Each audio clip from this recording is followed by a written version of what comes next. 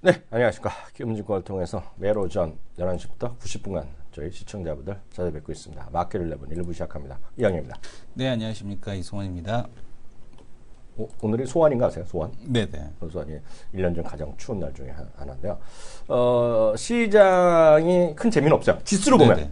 지수로 보면 재미없는데, 아까도 방송에서 그런 얘기를 좀 하다 왔는데, 지수를 안 보기 시작하면요. 네. 시장이 이렇게 나쁘다는 생각은 별로 전 안 들어요. 제가 욕먹을지 모르겠지만, 이성 교수는 어때요? 시장에 대한 흐름이 일단은 뭐 지수에 대한 부분은 뭐 이렇게 뭐 제한적으로 움직이는지 모르겠는데, 네.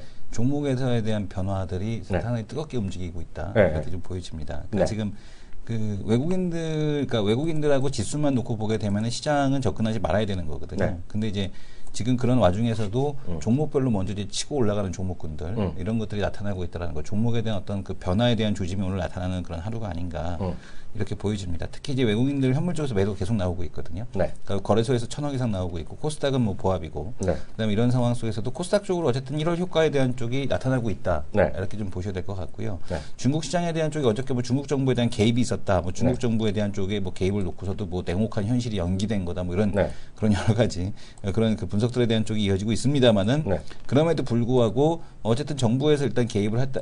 잠시만요, 죄송합니다. 죄송합니다. 네. 북한에 지진이 났네요. 아, 북한에요? 네, 이게 지금 제 마음은 잠깐 잡아주세요. 바로 잡아주세요. 네. 어떻게 시청자 했는데요. 이건 뭐 공식, 그러니까 구글에서 전 세계국이 서비에서 나온 건데요. 네. 지금 5.1에 지역은 어딘지 모르겠어. 성지 뭐라고 썼는데, 김책? 뭐라고 써있는데요. 네네. 좀 나오네요. 청진 남서쪽 85 이런 거 나오는데요. 네. 이게 어떤 건지 모르겠어요. 뭐 폭발 추종한다는 얘기도 하고 있는데, 모르겠어요. 긴급 지진 속보. 또 이렇게 나와서 어떤 일이 벌일지 모르겠지만, 뭐 핵실험 얘기도 좀 나오고 뭐 그런 뭐 네. 목소리 듣는데 그건 모르겠지만 하여튼 그런 뉴스가 있다는 거 혹시 모르시는 분들 네. 뭐 5분 전에 나왔고요. 얼마 전에 나왔네요. 예, 계속해서. 네네. 그래서 지금 보게 되면 환율에 대한 쪽은 계속해서 올라가고 있거든요. 위안화 환율에 대한 쪽 올라가고 있고 유가는 내려가고 있고 네. 오늘도 지금 보게 되면 위안화 환율에 대한 쪽이 좀 강하게 뛰는 형태에 대한 모습을 보여주고 있습니다. 어저께 환율 차트에 대한 모습을 보시게 되면 어저께 이제 정부에서 개입이 있었다라는 게 눈에 보이죠.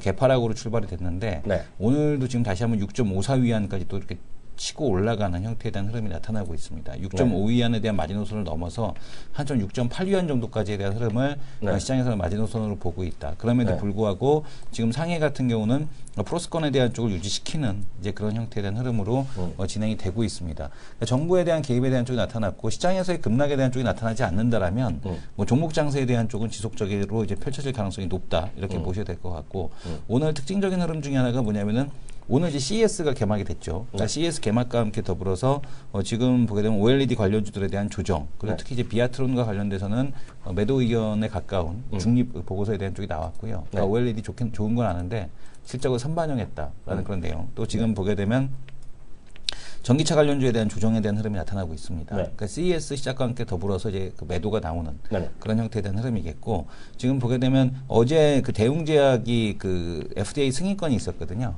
그 FDA 승인권이 있었고 종근당이 또 이제 그 에로에 대한 규모는 밝히지 않았습니다. 근데 종근당으로서는 억울하죠. 왜냐하면 한미약품도 물론 매출액의 많은 부분을 그 R&D 비용으로 투자하는데 지난 10년간 한 8천억 투자했다고 그러더라고요. 근데 이제 종근당도 8천억 투자했거든요. 매출의 14%를 투자했습니다. 그런데도 불구하고 이제 종근당은 이제 그 에로다운 에로가 한 번도 나온 적이 없는데 어제 이제 에로 규모는 밝히지 않았습니다만은 일본 제약회사와의 에로 그런 것들이 이제 맞물리면서 제약바이오에 대한 심리를 좀 돌렸다. 그래서 셀트리온 같은 경우도 FDA 승인권이 또 남아 있지 않습니까? 램시마 맞나? 그러니까 미국, 미국. 이제 그 승인권에 대한 쪽이 남아 있는데 이러다 보니 제약바이오에 대한 쪽으로 그동안에 제약바이오가 쉴 때 OLED 전기차가 움직였다라면 이런 흐름들이 이제 쉬어갈 때가 되니까 다시 한번 제약바이오로 매기가 쏠리고 있고 그 다음에 지금 보게 되면은 이 화장품 관련주들, 화장품 관련주들 같은 경우도 뭐 실적 시즌이기 때문에 오늘 시장에서 좀 긍정적으로 올라오고 있다라고 보여집니다. 근데 이제 오늘 보게 되면은 특징주 중에 하나가 이제 낙폭과대주 중에서는 지금 보게 되면은 현대미포가 올라오는 게 좀 특징적인 형태에 대한 모습이겠고요. 삼성전자가 또 오늘 2%도 추가적으로 하락을 하는 게 삼성전자 특징적인 모습입니다. 삼성전자는 말하기 어려워요. 네네. 하면 잡혀가니까. 왜냐하면 이제 내일 모레 이제 실적 발표에 대한 쪽을 앞두고 나서 이제 어닝에 대한 쇼크를 갖다가 좀 미리 선반영하고 있지 않나라는 생각이 듭니다. 그 약간 서운하네요. 네. 저는 뭐 퍼스텍? 이승훈 교수를 그렇게 안 봤는데 관심 종목이 지금 없어요. 아니죠. 네네. 제가 모르다는 게 아니라 듣보잡 우리 IPO 주식 그 코너가 너무 좋잖아요. 한국 맥널티. 한국 맥널티. 저는 또 네네. 그러니까 2015년 올해 IPO 주식이 저거라 그랬잖아요. 네네. 한국 맥널티. 5만 개 늘어나는 그 커피숍. 네. 5만 개까지 있는 커피숍이 되겠고요. 오늘 상한가네요. 그러니까요. 네네. 근데 이게 여성분이라고 제가 사진까지 보여드렸던 거 기억나죠? 네네. 근데 이 한국 맥널티는 제가 뭐 잘 알겠습니까만은 제가 말씀드린 건 포인트는 이거예요. 현지에서부터 갖고 있단 말이죠. 네네. 현지 가격은 떨어졌거든요. 커피 가격이. 떨어져 있는데 우리나라에 판매되는 커피 가격이 떨어지지가 않았어요. 네. 그잖아요. 근데 그런 마진은 오롯이 먹을 수 있는 회사고, 네. 그리고 액상이나 이런 거에 대한 얘네가 뭐 직접 하는지 모르지만 납품을 계속 하고 있거든요. 그러니까 뭐 우리나라 편의점에서도 뭐 1,500원 있죠. 액상 커피들 많이 하잖아요. 네. 근데 그거에 대한 원재 이런 거다 맥널티에서 하는 거거든요. 네. 그래서 좀 저는 좋아 보이는데 그게 있고요. 어저께 딱 한 문 종목에서 얘기했는데 오늘 이제 올라가다 말했는데 그 갑자기 하나 말씀드리면. 듣보잡인데요. 100% 아니죠. 네. 저는 근데 NS라고 있어요. 217820. 네. NS 한번 보여주세요. NS. 네, NS. 네. 이것도 한번 여러분들 관심주로 놔두세요. 네. 저는 관심주 어저께 24시간 전에도 제가 몰랐던 회사거든요. 어저께 정확하게 1시 한 10분경에 제가 메모를 했어요. 듣고 나서. 야, 이거다. NS도 여러분 좀 관심 갖고 보시면 좋겠습니다. 그래서 요건 제가 레포트가 나중에 좀 제대로 된 게 나오면 NS. 네네. 그리고 이게 뭐냐면 많은 뭐 LG화학 때도 얘기하고 하는데 이 회사의 전체 매출 최대 매출은 어디냐면 완싱그룹이에요. 완싱그룹. 완싱. 네, 완싱은 중국 최대 승용차분의 배터리는 최고 회사거든요. 네. 자동차 부품 회사니까 그래서 BI 이런 건 납품하는 거거든요. 네. 이거가 지금 상당히 흥미로워요, 지금요. 그래서 요거를 좀 봐야 된다는 주장이 있는데요. 저도 이제 정확히는 모르는데, 레포트가 아직 한 두세 군데밖에 안 났어요. 네네. 그리고 아직 제가 다 풀로 이해를 못 했는데요. 이런 것도 잘합니다. NS 이런 것도 일단은 관심주 정도만 넣어두시면. 지금 보게 되면 북한 지진이 핵실험일 것 같다라는 그런 얘기가 지금 계속 나오고 있어요? 뉴스가? 예, 뉴스 예, 떴어요? 예, 뉴스 그런 내용이 지금 얘기가 나오겠네요. 북한 지진이 핵실험인 것이 아니냐라는 그런 또 추정이 나오고 있습니다. 네. 일단 거기까지 좀 하겠고요. 바로 다음 코너 들어갑니다.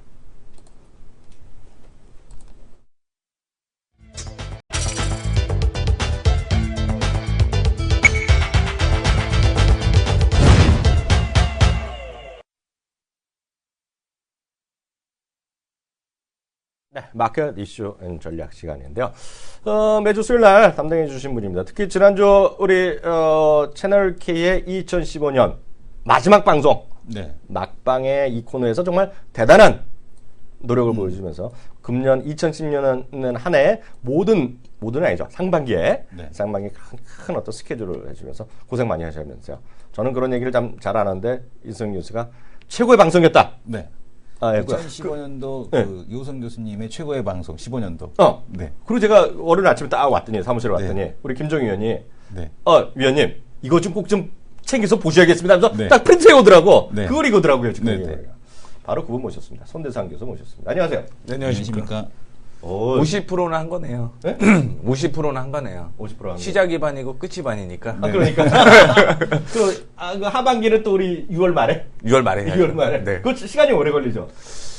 제가 일단은 기본적으로 작년 기본적으로 보고 있는데요. 네. 작년에 나왔던 이슈를 다 파악을 하고 그다음에 올해 또 이게 2년마다 혹은 3년마다 들어오는 뭐 이벤트가 있더라고요. 그런 걸 네. 좀 찾다 보니까 시간이 조금 걸리긴 했습니다. 네. 네, 오늘 어떤 얘기부터 할까요? 네, 이번에 그 에너지 확산 사업에 대한 얘기가 좀 나오고 있더라고요. 또? 네, 그래갖고 올해는 아마 신에너지 전 세계적으로 다시 한번 스마트 그리드에 대한 이슈가 나오지 않을까라는 생각을 갖고 있어갖고요. 이 친구 어떻게 알았지? 우리 염탐을 했나? 우리 네네. 방송을? 내가 관심 있는 거? 관심 있으십니까? 누리텔레콤 관심 있고. 네. 근데 이번에는 그 태양광에 13개, 관심 엄청 지금 강력하게 올라가고 있죠. 태양광 관심이. 네. 그 13개의 지역에 스마트 그리드를 좀 확산을 하려고 하는데, 네. 대기업 쪽이 주로 좀 이루더라고요. 그렇죠. 네, 그러다 보니까 전반적으로 대부분 제가 또 스마트 그리드에 대한 얘기를 안 해드리더라도 관련 종목은 좀 알고 계실 거라고 보고 있기 때문에 전체적으로 이제 일단은 큰 맥락적으로 말씀을 좀 해드리도록 하겠습니다. 네. 스마트 그리드는 제가 뭐 별도로 얘기를 안 해드려도 대부분 아실 거라고 보고 있어요. 지능형 전력망이다라고 얘기를 하시면, 이해를 하시면 좋을 것 같고요. 지금 스마트 홈이라고 해갖고 IoT, 사물 인터넷 쪽으로 연결되어 있는 모습이고요. 스마트 빌딩, 건물도 역시 IT와 연결이 되고 있습니다. 요즘에는 뭐 IT가 아니면 뭐 어떤 스마트하지 않은 걸로 해석이 좀 되고 있는데, 네. 스마트 그리드 전에 일반적인 부분을 좀 확인을 해보시게 되면은요, 일방적인 송출이었습니다. 즉, 전력회사에서 전선을 타갖고 일방적으로 보내주는 그런 구조가 많이 있었는데, 그러다 보니까 일단은 소비자 입장에서 혹은 가정 입장에서 보게 되면요, 남는 전력을 소비를 할 수 없기 때문에 이게 낭비가 됐다라는 거죠. 그렇죠, 그렇죠. 그러다 보니까 이제 지능형 전력망으로 진행이 되게 되면서 필요한 만큼만 송출을 받게 되면서 일단은 2013년으로 알고 있는데 블랙아웃 이후에 이런 부분이 완전히 좀 해소될 가능성이 높다라는 부분을 언급을 해드리고 싶습니다. 그래서 해외 쪽으로 좀 보시게 되면은 일단은 뭐 워낙 땅덩어리가 크다 보니까요, 에너지 자립 및 노후, 그 다음에 노후된 전력망을 최신식으로, 현대식으로 미국 쪽에서는 바꾸려고 지금 진행을 하고 있는 상황이고요. EU에서는 작년이었죠. 12월 파리기후 협약에서 온실 감축을 위해서 노력을 하겠다라는 얘기를 하게 되면서 그에 대한 이제 뭐 대책을 계속 강구 중에 있는 상태입니다. 자, 그 다음에 일본, 중국을 좀 보셔야 되는데, 일본 쪽에서는 이제 마이크로 그리드가 확산이 되고 있다라는 얘기를 하고 있죠. 일단은 스마트 그리드는 전국 단위로 생각을 좀 하시면 좋을 것 같고요. 마이크로 그리드는 이제 한 지역에, 스마트 그리드다라고 생각을 하시면 좋겠습니다. 그래서 한 지역 내에서 자기네들끼리 뭐, 전력을 생산을 하고 그다음에 발전을 하고 송출을 하고 이런 부분을 좀 갖고 있는 거고요. 뭐 국내에서도 가정에서 전력을 생산해서 팔 수 있다라고 얘기하는 것처럼 일본에서도 지금 마이크로 그리드가 지금 이슈가 좀 되고 있는 상황으로 해석이 하시면 좋을 것 같습니다. 그리고 마지막으로 중국도 역시 뭐 송전 개통의 강화, 전력 자원의 뭐 최적 배분의 초점, 즉 스마트 그리드처럼 필요한 만큼만 이제 본다는 얘기인데, 네네. 여기에서는 이제 역시 일본과 마찬가지로 마이크로 그리드에 대한 관심도 여전히 구조되고 있다라는 부분을 좀 기억을 해주시면 좋겠습니다. 네. 그래서 일단 OECD 주요국을 좀 확인을 해보시게 되면 우리나라 같은 경우 OECD 평균에 도달하지도 못했어요. 그만큼 뭐 가정에서 쓰는 전기가 현저하게 좀 없다라는 생각을 좀 가지시면 좋을 것 같고요. 전 세계적으로 이렇게 그 전력이 줄어드는 이유는요, 뭐 추후에 또 얘기를 좀 해드리도록 하겠지만, 일단은 밖에서 생활하는 게 굉장히 많다는 얘기겠죠. 그러다 보니까 일단은 뭐 전력 소비량이 줄어들고 있는 상태고, 그 다음에 만약에 돈을 많이 벌면 요즘 같은 겨울철에, 오늘도 영하 4.5도였다라고 하는데, 뭐 전기를 이용해서 쓰게 되는 건데, 일단은 뭐 벌이가 시원치 않다 보니까 이런 전력 소비량이 줄어드는 그런 모습을 보여주고 있고요. 이거는 2012년 기준으로 생각을 하시면 좋을 것 같아요. 이게 이제 전국 단위로 전력을 얼마나 사용하는지는 3년마다 시행이 됩니다. 그러다 보니까 이제 작년에 아마 시행이 좀 된 걸로 확인을 하고 있고요. 그렇다라고 한다면 올해 한 2월이나 3월 달쯤에 이런 부분이 또 한번 리셋으로 재정립이 될 가능성이 있기 때문에 일단은 2012년 자료로 보고 있다는 거 참고를 해주시면 좋겠습니다. 자, 그 다음에 용도별 전력 소비 비율. 아까 전에 이제 가정용이 우리 현저하게 좀 낮다라고 얘기를 했고, 산업용 쪽에서를 급격하게 늘어나는 그런 모습을 보여주고 있는데, 사실 선진국에 비하면 가정용이라든가 산업용이 비슷비슷한 모습을 보여주고 있는데, 우리나라 같은 경우 산업용이 현저하게 높다라는 부분을 좀 볼 수가 있을 것 같습니다. 어떻게든 산업용으로서 우리 또 수출을 해야 되는 입장인데, 추후에 확인을 해보게 되면 이 산업용도 줄어드는, 전체적인 캐파가 좀 줄어드는 그런 모습을 좀 보여주고 있다라고 생각을 하시면 좋을 것 같고요. 요즘 같은 경우는 스마트 빌딩이라고 얘기가 많이 나오고 있는데, 스마트 빌딩 안에서도 구조가 좀 여러 개가 있더라고요. 그래서 뭐 통신이라든가 연구소, 병원 이런 부분을 확인을 해봤을 때 통신 쪽에서 가장 많은 전력을 사용하고 있다라는 부분이 지금 아래 연 면적당 에너지 소비량으로 확인이 되고 있는 상태입니다. 그러면은 뭐 한국전력 같은 경우는 통신에서 돈을 많이 번다라고 생각을 하시면 좋을 것 같고요. 어떻게 됐든 이런 부분이 이슈가 된다라는 거 참고를 해주시면 좋을 것 같고, 지금 뭐 스마트 공장까지 되고 있는데 그렇게 된다라고 한다면 일단은 산업용이 다시 한번 변화가 있을 가능성이 있다라는 것도 언급을 다시 한번 해드리도록 하겠습니다. 네. 자, 그 다음에 보실 거는 GDP 증가율, 그 다음에 전기 사용량 증가율인데 사실 전기 판매량이 늘어나면은 GDP가 올라갔어요. 그래서 작년에 그 중국 지표를 보는데 중국 정부 측에서는 우리 이번에 괜찮다라고 얘기를 했음에도 불구하고 미국 정부에서 죄송합니다. 그거 거짓말이다라고 얘기를 할 수 있는 건 실질적으로 전기 사용량을 확인을 해봤을 때 이게 진실인지 아닌지를 확인할 수 있는 거거든요. 그렇다라고 한다면 우리나라에서도 역시 GDP가 떨어진다라고 하는 거는 전력 사용량이 먼저 떨어진다라고 생각을 하시면 좋을 것 같습니다. 그만큼 기업 쪽에서는 뭔가를 만들어야 되는데 일단은 뭐 좀 망하는 기업들도 많고요. 그만큼 소비가 돼야 되는데 소비가 위축되다 보니까 만드는 양이 현저하게 작아지고 현저하게 작아지다 보니까 전기를 당연히 쓰지를 못하게 된다라는 부분이죠. 그러다 보니까 경기 위축이 되게 되면서 GDP 증가율 역시 떨어지는 그런 효과가 발생을 하기 때문에요. 만약에 중국 지표에 관심 있으신 분들은 중국 전기 사용량이 얼마나 좀 늘어났는지를 확인해 보시면 아마 제조업 지표보다는 조금 더 정확하게 빠르게 아실 수 있을 것이다라고 예상을 하고 있습니다. 교수님 잠시만요. 네. 오늘 속보니까 좀 계속 전해야 될 것 같습니다.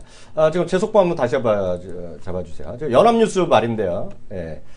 북한의 풍계리 핵시설 인근서 규모 5.1 지진 핵실험이 추정한다는 얘기가 지금 나왔습니다. 지금. 그래서 확인된 건 없는데 일단 속보니까요. 네. 그렇게 보셔야 될 것 같고요.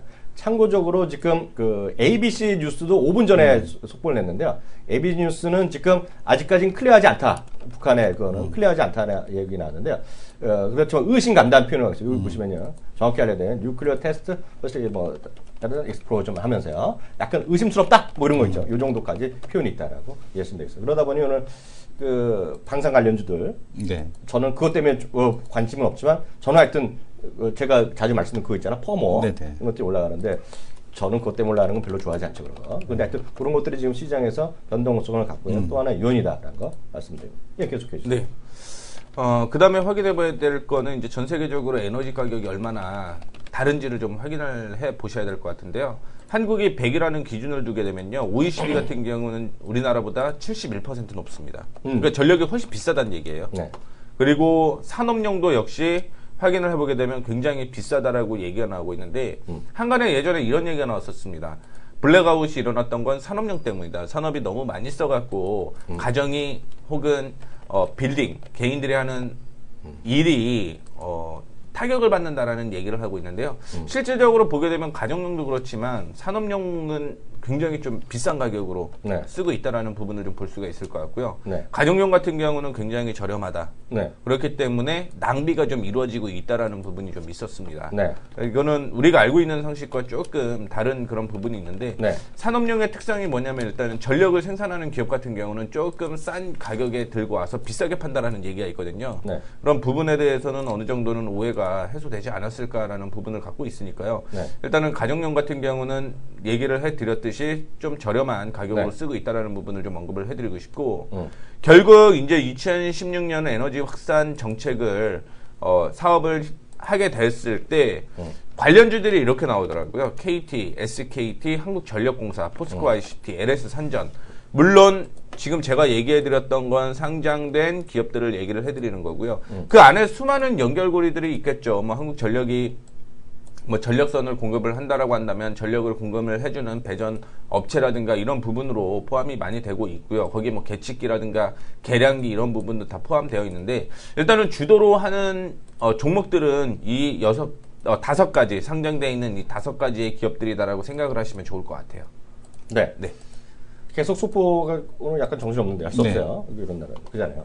그렇죠. 지금 속보가 계속되고 있는데요. 지금 해외에서도 지금 그쪽 인근이다. 인근은 강조하고 있고요. 2013년이랑 비슷한 지진 5.1, 뭐 정도, 네네. 그 정도 얘기 나왔습니다. 그런 것들 시청자들 좀 참고하시면서 대응하시면 좋을 것 같고요. 네, 그래서요.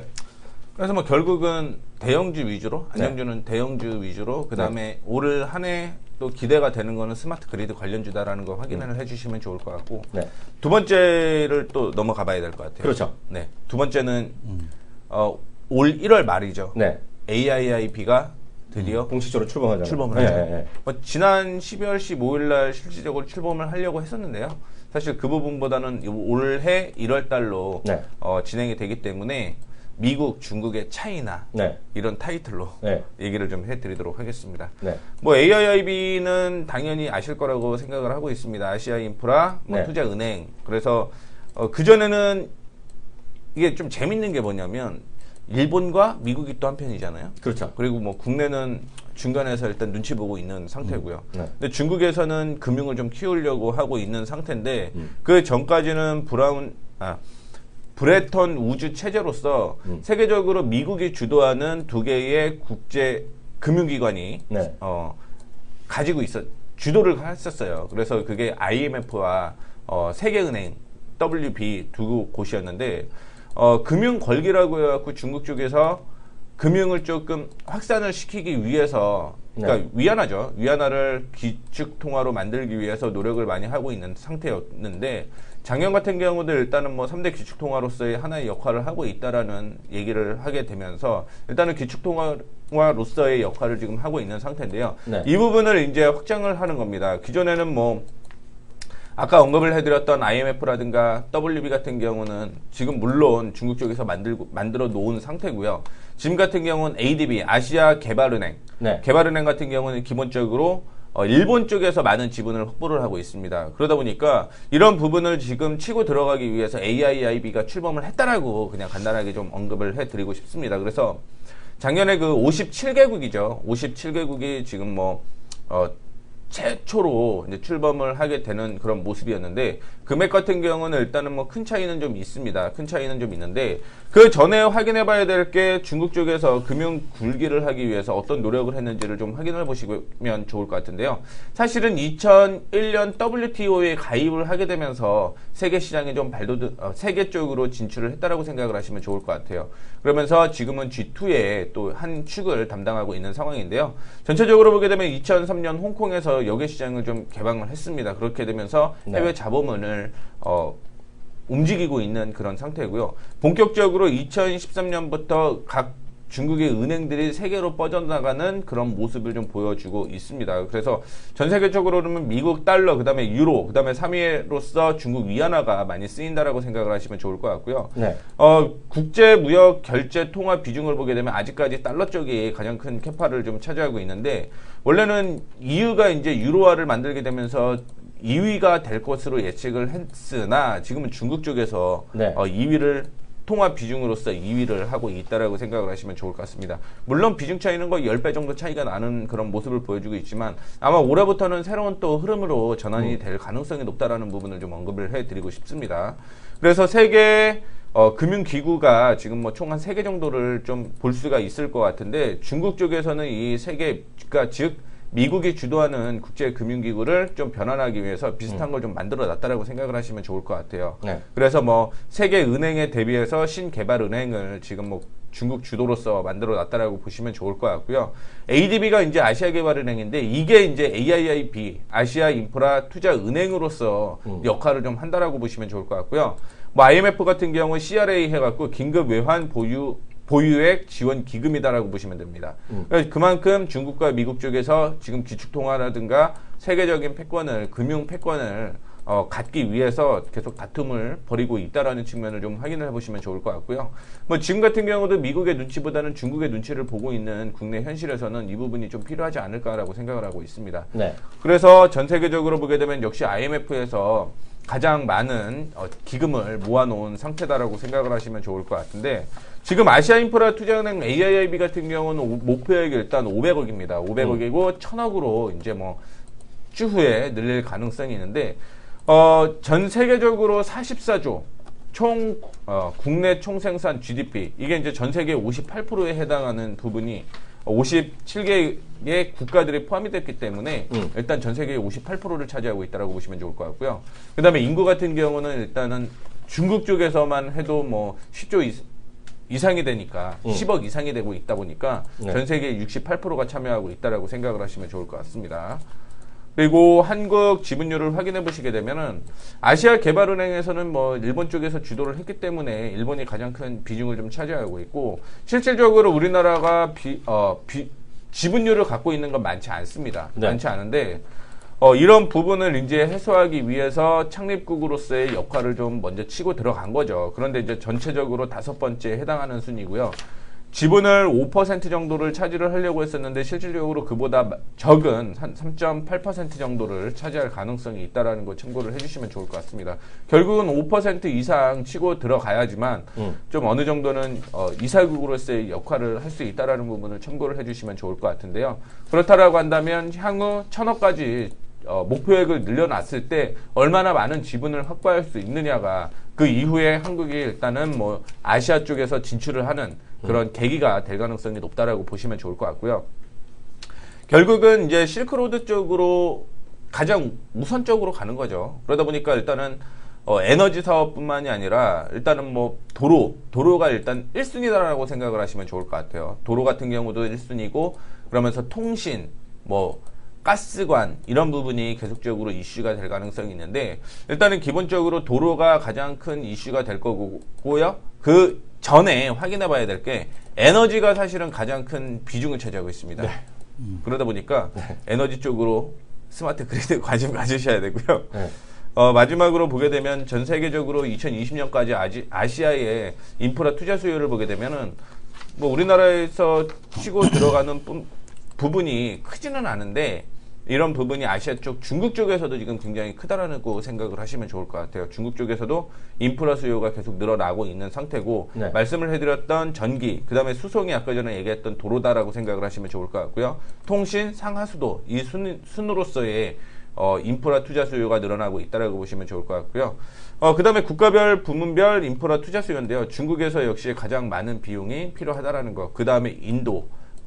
그리고 아까 전에 언급을 해드렸던 에너지 수송 통신 상하수도 이 순서대로라는 거 참고를 해주시면은 아마 개인 투자자분들이 종목을 찾는 데는 좀 더 수월하지 않을까 이렇게 생각을 하고 있습니다.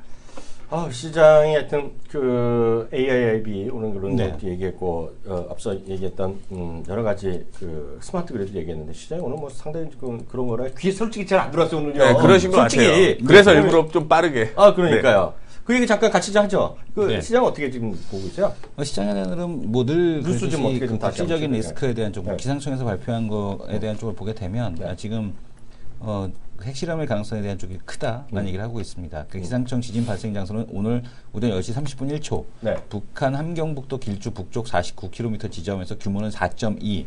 지금 보게 되면은 지금 이제 해외에서 5.1의 진도 지진이 발생을 했다라고 얘기를 하고 있고요. 네. 이제 과거에 2013년도 북한이 핵실험을 감행했을 때도 규모 5 안팎의 거의 비슷했다고. 인공지진이 발생한 바 있다라는 얘기를 하고 있어서 핵실험이 거의 이제 확실한 그 핵실험의 가능성에 대한 쪽이 높다라는 그런 내용에 대한 뉴스가 계속 속보로 전해지고 있습니다. 근데 늘 이제 과거에도 봤듯이 뭐 핵실험에 대한 쪽이나 어떤 국제적인 리스크에 대한 쪽은 단발성인 이슈죠. 그러니까요. 그 단발성인 이슈에 대한 쪽은 마무리됐고 오늘 아마 지금 요 한 10시 30분에서 11시 한 반까지 요 리스크에 대한 부분을 마무리 짓고 다시 한번 원래대 흐름대로 찾아가지 않을까 이렇게 보고 있습니다. 저는 사실 기분이 나빠요. 네. 왜냐하면 이렇게 한번 주가가 이상하게 그리면 기스가 나거든요. 네. 상당히 또 한두 달 쉬는 거죠. 포스텍.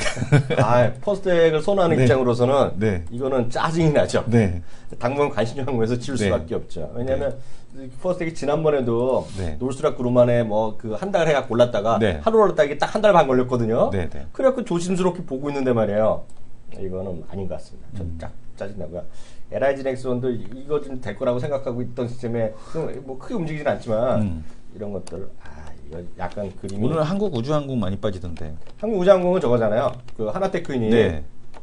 하나테크인이 이제 인수할 가능성이 있었는데 안 한다고 하고 판다고 하니까 네. 그래서 하나테크인은 오히려 또 올랐다 떨어지고 네. 지금 한국항공은 좀 많이 빠졌잖아요. 네네. 오늘 얼마 마이너스 시작할 때 마이너스 9 나오던데. 예, 지금도 마이너스 한 10 나오고 있습니다. 네, 그 왜냐면 어찌할 수 없죠 지금. 네네. 오버 이슈가 네. 다시 한번 불거졌고 팔리면 되는데 누가 사줘야 되는데 현대차랑 이거잖아요, 맞죠? 네네, 현대차 맞습니다. 그룹이랑 이거가 있고 뭐 또 사람 나라가 있는지 모르겠지만 약간 좀 어려워졌죠 지금요. 네. 그 수급 상황에서 이렇게 이해하시면 좋겠습니다.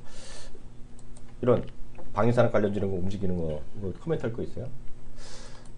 여전히 지켜는 봐야 된다. 음. 그 이유는 이제 전 세계적으로 신흥국 쪽에서 국방비가 늘어나고 있다라는 말씀을 네. 좀 해드리고 싶습니다. 그렇다고 한다면 결국은 이런 이슈 외에도 사실은 저는 올라갈 것이다라고 보고 있거든요.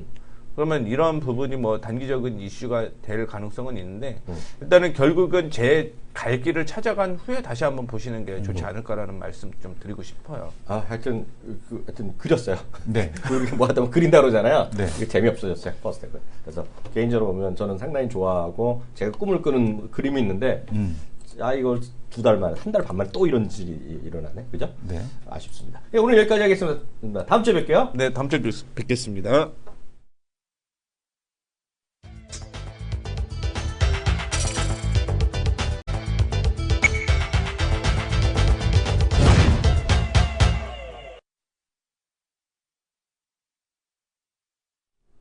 이슈들 짚고인데요. 오늘 얘기 좀 해보자. 계속하면서 뉴스 있으면 제가 먼저 서로 얘기할 때라도 바로 끼어들고 얘기하시면 되겠는데요. 삼성 얘기 좀 하겠습니다. 삼성이요. 네. 삼성이 이번에 오늘 뉴스 보셨어요? 네. TV 뉴스 보셨어요? TV 뉴스요? 어떤 거? 뭐 경제방송도 마찬가지고 한국경제TV, 네. 머니투데이도 마찬가지고 뭐 다른 데 마찬가지입니다. 그리고 뿐만 아니죠. 저희 공중파도 다 나올 텐데요. CS가 난린데 CS. CS. CS 얘기 많이 하더라고요. 네, CS 난리 났잖아요. 네. 근데 잘 포인트 한번 보세요. 네. 포인트 한번 잘 보세요. 무슨 뉴스가 나옵니까? 무슨 뉴스가 나요? 포인트? 전기차. 전기차인데 예, 예. 어제 오늘은 전기차 얘기가 별로 안 나와요. 뭐가 나오냐면요. 냉정히 한번 보세요. 저는 제가 또 욕먹을 거 각오하고 말씀드립니다. 네네. 아까 제가 처음에 잡혀간다 그랬잖아요. 네네. 욕먹을 각오하고. 좀 소신 있잖아요. 네. 얘기 나면요. 삼성 얘기가 도배를 합니다. 삼성의 퀀텀 TV 그런 거 있죠. 네네. 그게 도배가 납니다. 그리고 LG는 뭐 또 무슨 TV 뭐 있지만 네네. 그게 많이 나오고요. 뜬금없이 이제 심지어는 이런 게 나오죠. 삼성만 있었으면 안 되잖아. 삼성의 또 하나의 그룹이 대한민국 그룹 있죠. 네. 누구야? 삼성? 삼성의 반대되는 현대. 삼성그룹, 현대차 그룹 있잖아요. 그렇죠. 현대차 그룹에 우리 또 부회장님이 계시잖아. 네. 존경하는 우리 형님. 네. 형님이 이제 가셨거든요. 네. 가셨거든요. 네. 가셨는데 왜냐면 현대차가 다 가거든요. 현대기아차 가서 솔로도 발표하고 뭐 있잖아. 작은 네. 거 차 발표하고 현대모비스가 이번에 처음으로 CES에 참여합니다. 네. 대한민국 자동차 부품업체는 사상 처음으로 가는 거예요. 네. 네, 근데요. 심지어는 정유선 회장님 부부가 같이 가는 것 같던 뉴스가 납니다. 웃자고 하는 얘기가 아니라 저는 그런 거는 거짓말을 안 해요. 네. 부회장님 부부가 참석하는 게 나와요. 네, 그러면서 오늘은 포인트가 자동차 별로 안 나오고요. 전자에 나오는데요. 뜬금없이 디스플레이, TV가 많이 나오는데요. 미국 뉴스 보세요. 제가 드리는 말씀은 메인스트림이 아니라는 겁니다. 지금 그게. 메인스트림이 아닌데 대한민국의 언론은 전자에 몰려가 있어요. 전자. 삼성전자, LG전자 같이 몰려가 있어요. 네. 그게 흐름입니다. 그게 흐름. 올 가을까지가 올해 가을에 김영란법이 원한대로 가면 그런 일이 상당히 줄어들 가능성이 크다라고 보고 있어요. 제가 지금 또 뉴스를 2개 보여드릴게요. 어저께 하나 보여드리려다가 제가 안 보여드렸는데요. 어저께도 제가 사람이 소심해요. 제가 뭐 딴 거는 솔직히 얘기하더라도 돈 많은 사람이 얘기하는 건 무섭잖아요.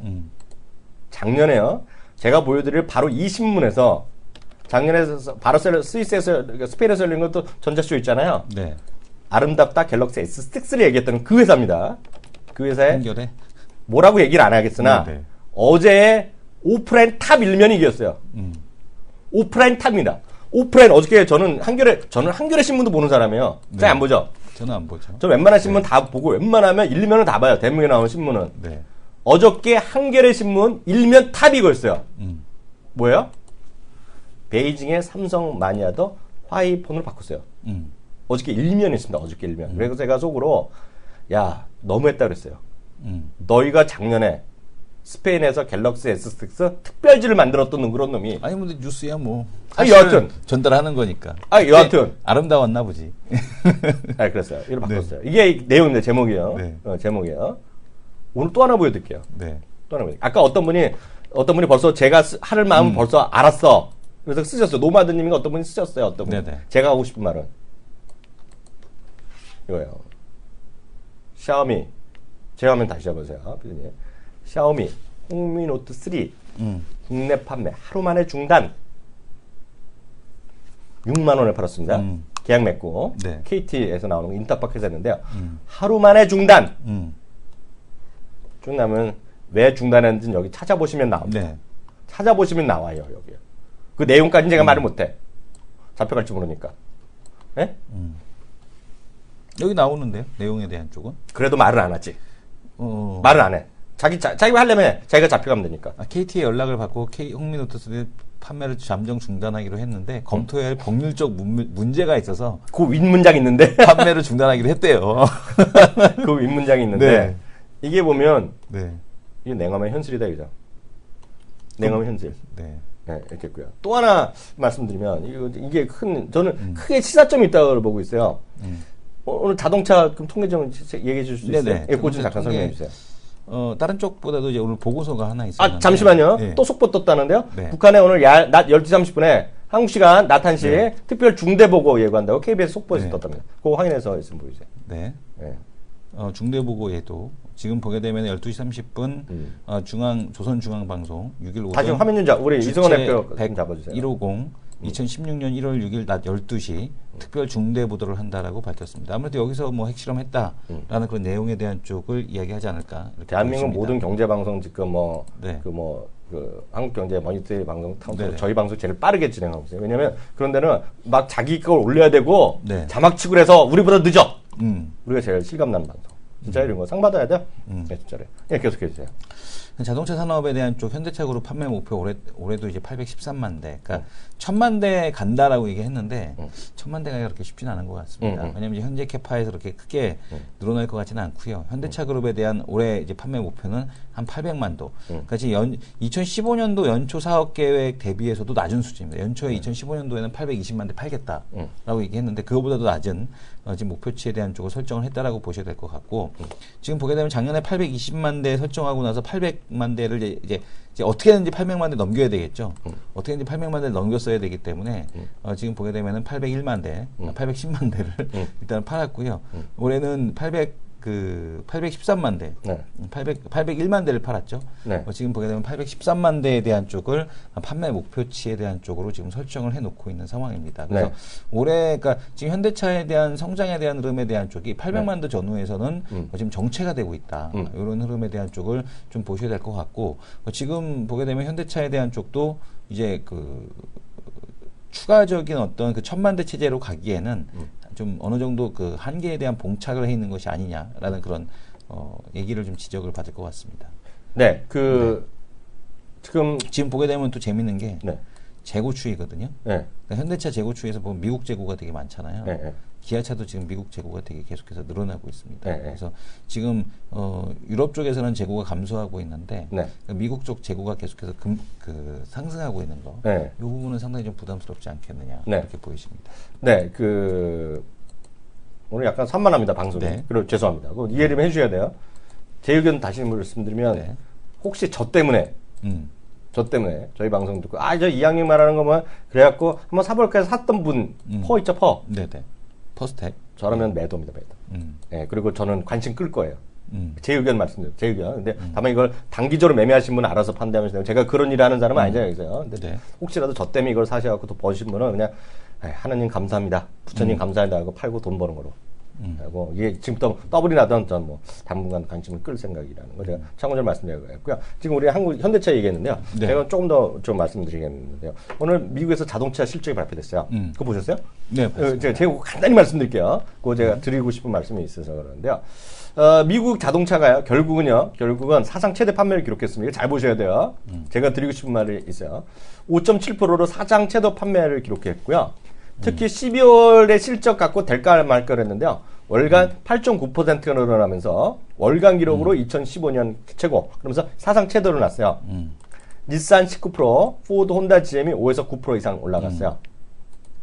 현대, 기아차도 합으로 보면 12월 최고 기록 나왔는데요. 네. 현대차는 1.5% 감소했습니다. 그 아까 재고 상황이랑 비슷할 네네. 거고요. 아마 현대차는 이제 제네시스에 온통 관심이 있거든요. 네. 그래서 오늘 정인선 부회장이 제네시스를 디트로이트에서 직접 발표합니다. 직접 이제 요즘 대표가 직접 하는 추세잖아요. 네. 1.5 했는데 기아차는 무려 19% 판매 대폭 증가해요. 왜냐하면 기아차가 또 한 2살 부진했었거든요. 네. 현대차 대비. 이거는 약간 서운할지 모르겠어요. 60개월 무이자 플러스 6개월 동안 갚질 않아요. 그래서 66개월 무이자를 썼어요. 66개월 무이자. 66개월 무이자인데 네. 첫 6개월은 돈을 안 갚습니다. 돈을 안 가요. 안 갚아요. 그러니까 5년 동안 타라는 건데요. 5년 플러스 6개월인데 첫 6개월은 서비스로 주는 거예요.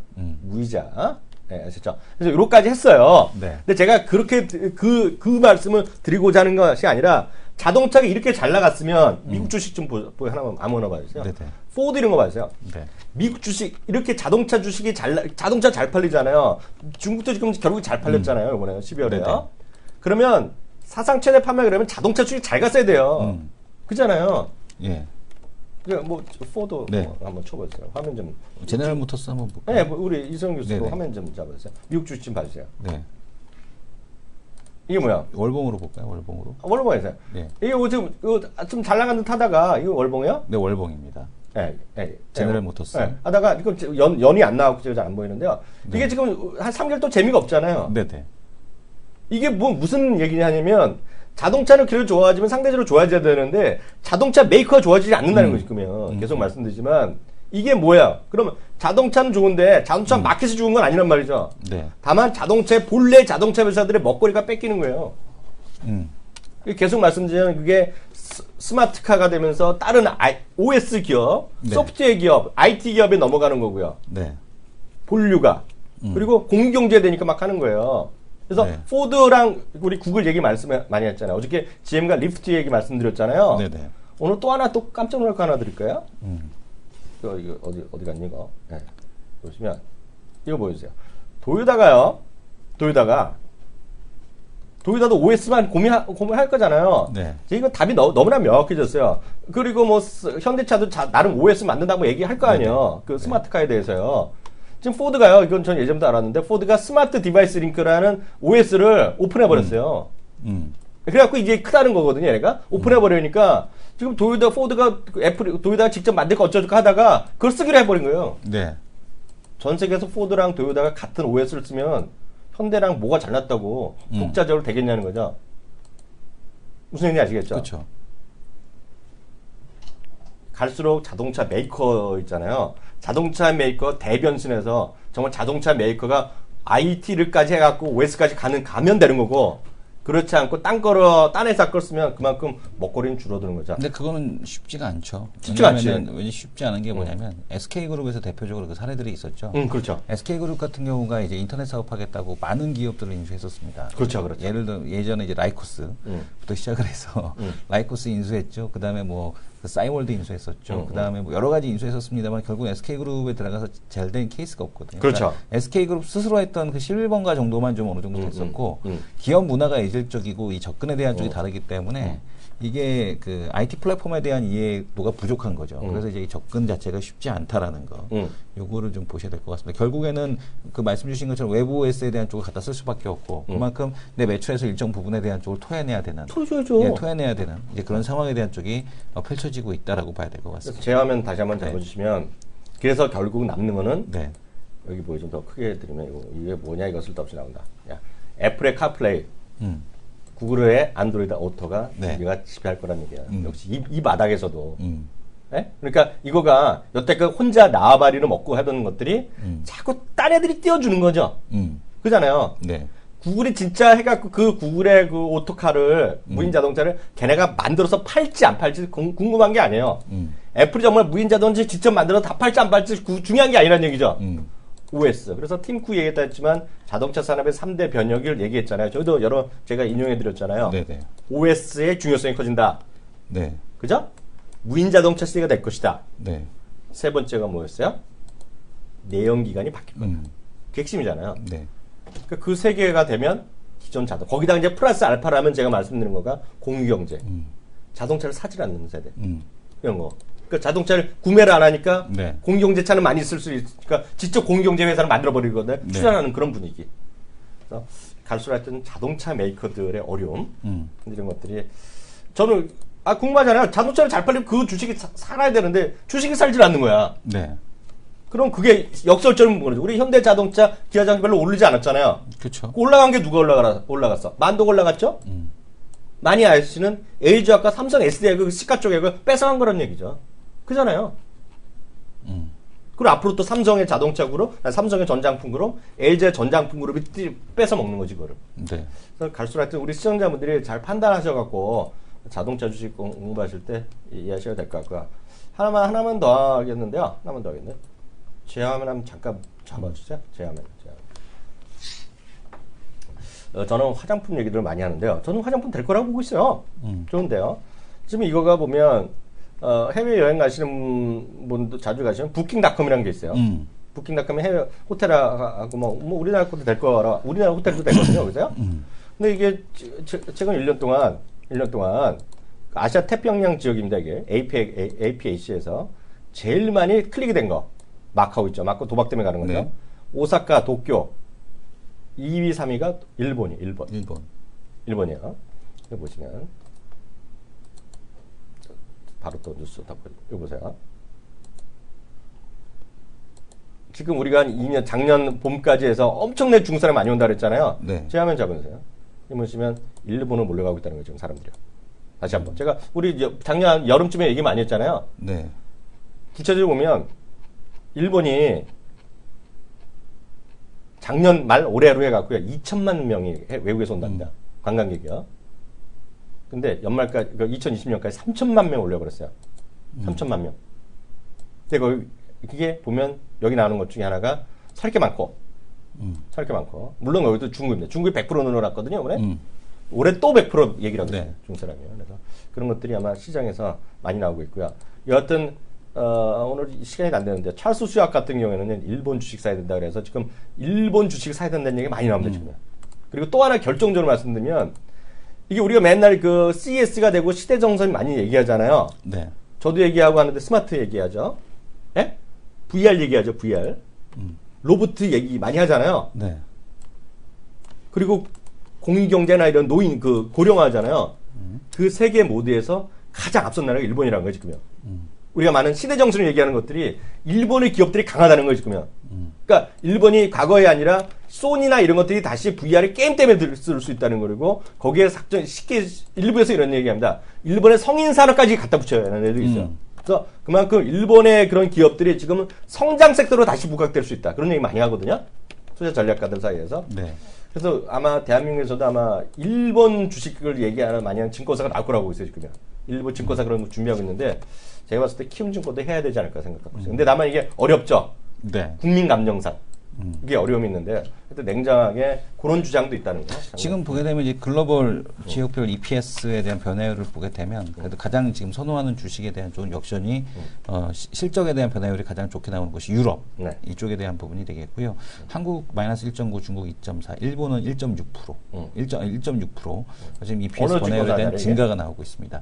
지금 글로벌 EPS 동향 그 대우증권에 대한 오늘 나오고요? 아니요, 그저께 나온 건데 지금 보게 되면 이쪽만 놓고 보더라도 일본 쪽에 대한 선택을 왜 해야 되는가에 대한 쪽에 대한 데이터가 나오는 것 같습니다. 오늘 찰스 슈왑에서 이런 얘기했어요. 일본과 중국, 유럽을 사는데 혹시 모를 엔화에 대한 그 달러의 강세 그런 거 있잖아요. 네. 그게 그렇게 해치까지 해주는 ETF가 있어요. 그런 걸 사라는 얘기를 많이 하고 있다는 거 우리 시청자분들 참고하시면 되겠습니다. 1부는 여기서 마치겠고요. 저는 2부에 다시 돌아오겠습니다.